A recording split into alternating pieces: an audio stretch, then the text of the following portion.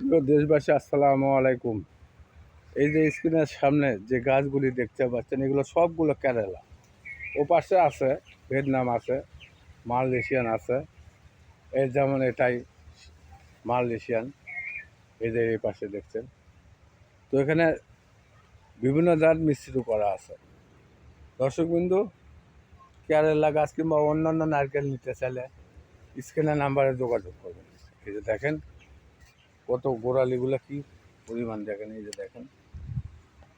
এর চেয়েও যদি বড় গাছ লাগে এই পাশে আছে, এই যে দেখেন কেরালা গাছে, এই যে দেখেন এত সুন্দর গাছ দেখেন। এই যে এগুলো কিছু কিছু গাছ ফল এসেছে, এই যে দেখেন।